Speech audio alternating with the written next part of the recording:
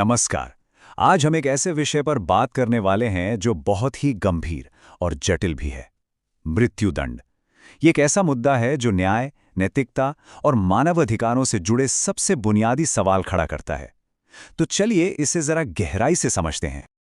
Screen पे ये जो नंबर दिख रहा है 32%। पहली नजर में ये शायद सिर्फ एक आंकड़ा लगे, है ना?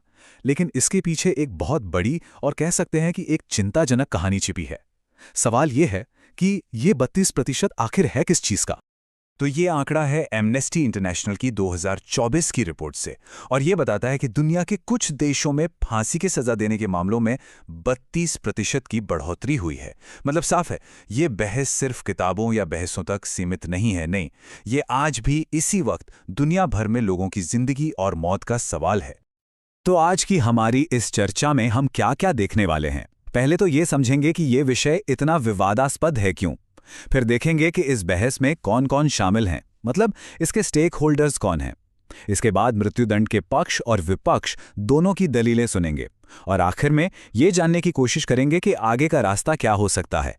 तो चलिए पहले हिस्से से ही शुरू करते हैं। देखिए, मृत्युदंड या कैपिटल पनिशमेंट आज की लीगल सिस्टम्स में शायद सबसे ज्यादा बहस वाले मुद्दों में से एक है। क्यों? क्योंकि ये सीधे सीधे राज्य की शक्ति, किसी व्यक्ति के जीने के अधिकार और न्याय के असल मतलब पर ही सवालिया निशान लगा देता है। अब एक बात समझनी बहुत जरूरी है। ये बहस न सिर्फ सिद्धांतों या फिलॉसफी की नहीं है। इसमें असल लोग शामिल हैं, संस्थाएं शामिल हैं, और जाहिर है सबके हित और नजरिए भी अलग अलग हैं। तो सवाल उठता है कि कौन है ये लोग, कौन है ये प्रमुख हितधारक? इस टेबल पे एक नजर डालते हैं। एक तरफ वो दोषी है जिसकी अपनी जिंदगी दांव पर लगी है, तो दूसरी तरफ है पीड़ितों के परिवार जो न्याय चाहते हैं, एक तरह का क्लोजर चाहते हैं। फिर आता है पूरा समाज जिसे अपनी सुरक्षा की फिक्र है, और इन सब के बीच में है हमारी लीगल सिस्टम्स, मानवाधिकार संगठन और सरकारें, जो कानून और नैतिकता के बीच एक मुश्किल संतुलन बनाने की कोशिश में लगी रहती हैं। मतलब हर कोई इस मुद्दे को एक अलग ही चश्मे से देख रहा है। चलिए अब इस बहस के एक पक्ष को ठीक से समझते हैं। वो कौन सी दलीलें हैं, वो कौन से तर्क हैं जो मृत्युदंड के समर्थन में दिए जाते हैं? अक्सर इन तर्कों की जड़ें एक खास तरह की सोच में मिलती हैं, जिसे परिणामवादी नैतिकता या कॉन्सिक्वेंशलिस्ट एथिक्स कहते हैं। अब ये क्या है? इसका मतलब बहुत सीधा है कि कोई भी काम सही है या गलत, ये उसके नतीजों यानी कॉन्सिक्वेंसेस से तय होगा। मतलब अगर किसी काम का नतीजा समाज के लिए अच्छा है, तो उस काम को नैतिक तौर पर सही माना जा सकता है। तो इस नजरिए से अगर देखें तो मृत्युदंड के पक्ष में कई आर्ग्यूमेंट्स दिए जाते हैं।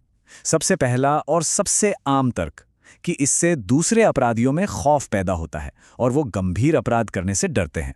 दूसरा ये कि पीड़ितों के परिवारों को एक तरह की शांति मिलती है, उन्हें लगता है कि न्याय हुआ। कुछ लोग ये भी मानते हैं कि उम्रकैद में एक अपराधी पर जो खर्चा होता है उससे ये सस्ता है। और हाँ, ये भी पक्का हो जाता है कि वो अपराधी दोबारा समाज के लिए कभी खतरा नहीं बनेगा। ठीक है, तो ये तो हुई एक साइड की बात। अब सिक्के का दूसरा पहलू भी देखते हैं। मृत्युदंड के खिलाफ जो तर्क दिए जाते हैं वो भी उतने ही मजबूत हैं, और उन पर भी सोचना बहुत जरूरी है।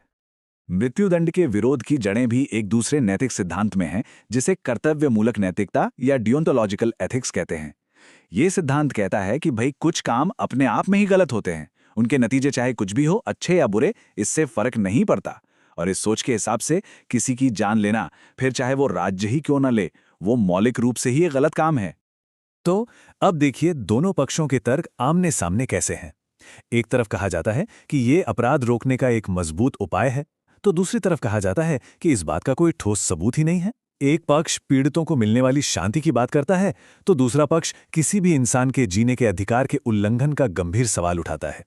और जहां एक तरफ वित्तीय बोझ कम करने की दलील है, तो दूसरी तरफ उस सबसे बड़ी गलती के खतरे की ओर इशारा किया जाता है, एक ऐसी गलती जिसे कभी सुधारा नहीं जा सकता। और शायद विपक्ष का सबसे वजनी तर्क यही है, एक ऐसी गलती जिसे सुधारा नहीं जा सकता। सोचिए, अगर किसी निर्दोष इंसान को फांसी दे दी गई तो क्या होगा?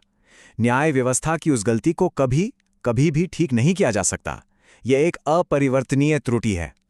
तो अब सवाल यह है कि इन दो मजबूत और एक दूसरे से बिल्कुल अलग तर्कों के बीच आगे का रास्ता क्या है? क्या कोई बीच का रास्ता निकल सकता है? हमारी कानूनी और अंतर्राष्ट्रीय संस्थाएं इस बारे में क्या कहती हैं? तो आगे बढ़ने के लिए क्या रास्ते सुझाए गए हैं? आइए 3 मुख्य सुझावों पर नजर डालते हैं। पहला, भारत के विधि आयोग यानी लॉ कमीशन की एक सिफारिश है। वो कहते हैं कि आतंकवाद से जुड़े मामलों को छोड़कर बाकी सभी अपराधों के लिए मृत्युदंड खत्म कर देना चाहिए। दूसरा सुझाव है कि अंतर्राष्ट्रीय नियमों का पालन किया जाए, जो कहते हैं कि मृत्युदंड सिर्फ सबसे गंभीर अपराधों के लिए ही होना चाहिए। और तीसरा, एक बिल्कुल अलग अप्रोच है, जिसे कहते हैं रिस्टोरेटिव जस्टिस। इसमें सजा से ज्यादा पीड़ित पर और अपराधी के सुधार पर ध्यान दिया जाता है। और यहीं पर आकर हम इस चर्चा के सबसे जरूरी और सबसे मुश्किल सवाल पर पहुंचते हैं। न्याय और नैतिकता के इस चौराहे पर खड़े होकर एक समाज को कौन सा रास्ता चुनना चाहिए? क्या प्रतिशोध और सजा का रास्ता, या फिर जीवन के अधिकार और सुधार की गुंजाइश का रास्ता? देखिए, इसका कोई आसान जवाब नहीं है, और ये एक ऐसा सवाल है जिस पर हम सबको, पूरे समाज को बहुत गहराई से सोचने की जरूरत है।